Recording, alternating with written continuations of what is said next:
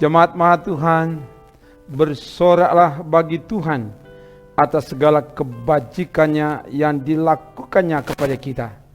Dia selalu memberkati kita dengan firman-Nya. Kini firman Tuhan akan diberitakan kepada kita melalui bacaan MTPJ Gemim tanggal 22 sampai 28 Januari 2023 dari Filipi pasal 2 ayat 1 sampai 11. Sebelum membaca merenungkan firman ini, mari berdoa.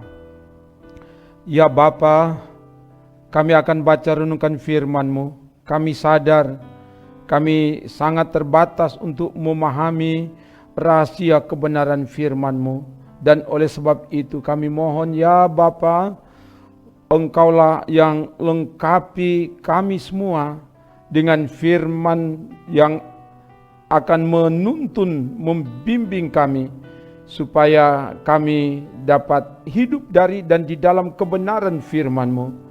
Engkau pakai hamba-Mu untuk menyampaikan kebenaran firman dan diberkati semua yang mengikuti pelayanan firman ini. Dalam nama Tuhan Yesus. Haleluya. Amin. Firman Tuhan disampaikan dari Filipi pasal 2 ayat 1 sampai 11 begini dikatakan.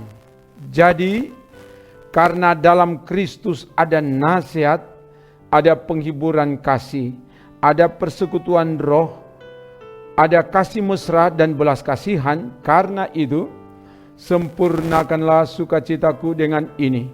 Hendaklah kamu sehati sepikir dalam satu kasih, satu jiwa, satu tujuan, dengan tidak mencari kepentingan sendiri atau puji-pujian yang sia-sia. Sebaliknya, hendaklah dengan rendah hati yang seorang menganggap yang lain lebih utama daripada dirinya sendiri. Dan janganlah tiap-tiap orang hanya memperhatikan kepentingannya sendiri, tetapi kepentingan orang lain juga.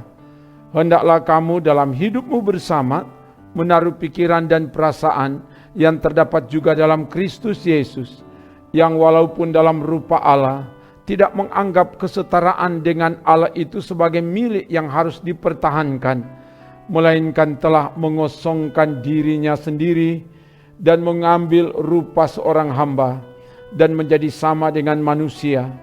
Dan dalam keadaan sebagai manusia, ia telah merendahkan dirinya dan taat sampai mati, bahkan sampai mati di kayu salib.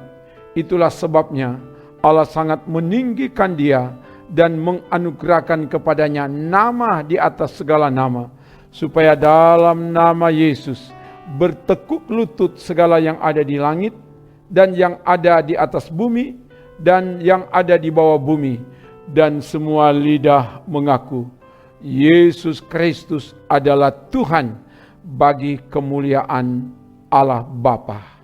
Demikian firman Tuhan. Jemaat Maha Tuhan, pekerjaan Tuhan tak terbelenggu, kendati pun utusan Tuhan dibelenggu. Itu nyata dalam pelayanan di jemaat Filipi. Sebagai utusan Tuhan, Paulus berada dalam penjara. Sekalipun dalam penjara, kerja pelayanan tidak harus terhenti. Dari dalam penjara, Paulus tetap mendoakan jemaat. Nanti dibaca di Filipi pasal 1 ayat 3 sampai 11. Dia mendoakan jemaat yang berada di tengah bahaya perpecahan karena jemaat dipengaruhi oleh roh keegoisan, masing-masing mencari kepentingan diri sendiri, mencari puji-pujian bagi diri sendiri. Filipi 1 ayat 17. Menganggap diri sendiri paling utama dari orang lain. Ditambah lagi ada orang yang memberitakan Injil karena dengki dan perselisihan. Filipi 1 ayat 15a. Dan terjadi perselisihan di antara pelayan Tuhan. Filipi 4 ayat 2-3. Menghadapi situasi dan kondisi seperti ini, Paulus menasihati agar umat tetap hidup berpadanan dengan berita Injil, agar umat tetap teguh di dalam iman. Filipi 1 ayat 27. Dan umat rela menderita demi Kristus. Filipi 1 ayat 29. Dan juga supaya umat tetap hidup bersatu, merendahkan diri seperti Kristus, sebagaimana yang disampaikan dalam Filipi 2 ayat 1 sampai 11. Yesus Kristus harus menjadi dasar pengikat untuk hidup bersatu. Sebab di dalam Kristus ada nasihat. Nasihat dalam bahasa Yunani praklesis, artinya penghiburan, dorongan. Di dalam Kristus ada penghiburan kasih, ada persekutuan roh, ada kasih mesra dan belas kasihan. Ini menjadi kekuatan untuk bersatu dan mempersatukan umat. Ayat 1. Karena itu umat diajak untuk hidup bersatu, sehati sepikir, dalam satu kasih, satu jiwa, satu tujuan. Ayat 2. Untuk mencapai hidup bersatu, umat harus menanggalkan kepentingan pribadi, menanggalkan kesombongan pribadi, puji-pujian yang sia-sia. Umat harus memperhatikan kepentingan orang lain, bukan hanya memperhatikan kepentingan diri sendiri. Dan harus ada kesediaan, kerendahan hati, menganggap orang lain lebih utama dari dirinya sendiri.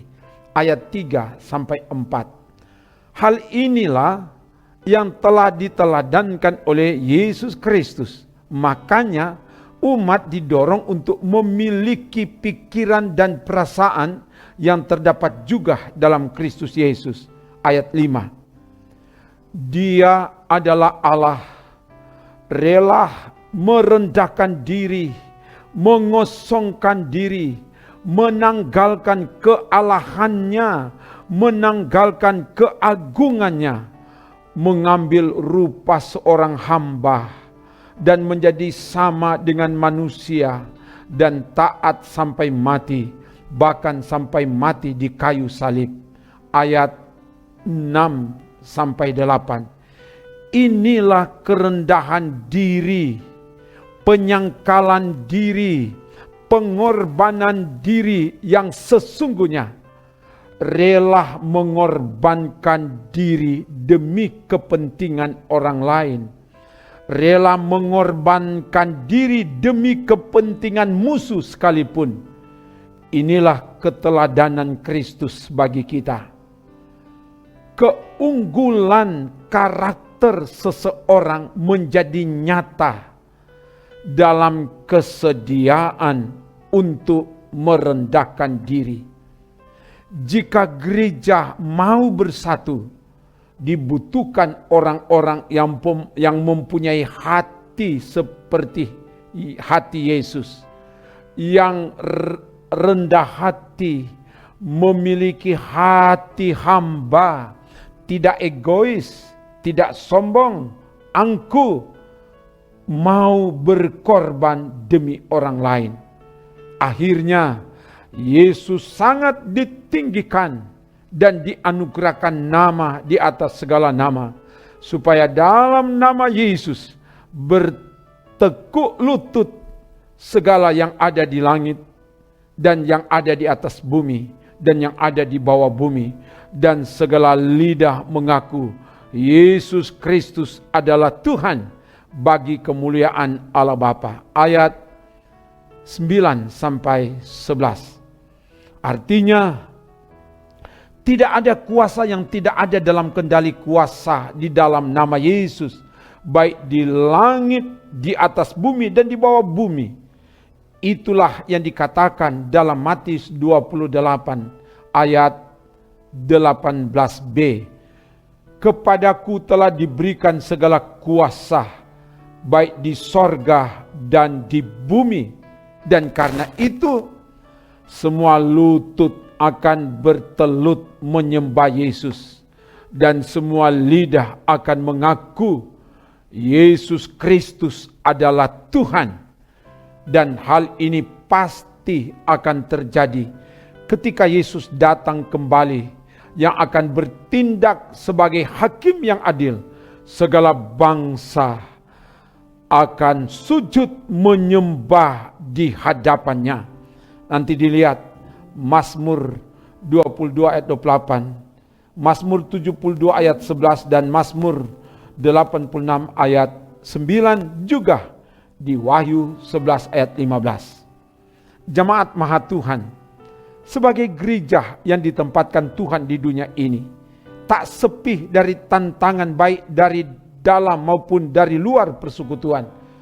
Terkadang persekutuan keutuhan gereja terusik menjurus pada perpecahan, sebagaimana yang dialami oleh persekutuan gereja Tuhan yang ada di Filipi. Dan karena itu, dari bagian firman ini kita dinasihati, dikuatkan dan didorong agar tetap dan terus hidup bersatu. Yesus Kristus harus menjadi dasar, teladan yang mengikat dan mempersatukan. Tidak mencari kepentingan diri sendiri, tapi memperhatikan kepentingan orang lain. Ada kerelaan merendahkan diri, mengosongkan diri, menanggalkan habitat masing-masing. Ada kesediaan berkorban, memiliki hati hamba yang taat, setia melakukan kehendak Allah. Kiranya ini yang menjadi gaya hidup persekutuan gereja Tuhan, umat Tuhan, pelayan Tuhan, sehingga Tuhan ditinggikan, diagungkan, dimuliakan, dan semua orang akan mengaku Yesus Kristus adalah Tuhan bagi kemuliaan Allah Bapa. Terpujilah nama Tuhan. Haleluya.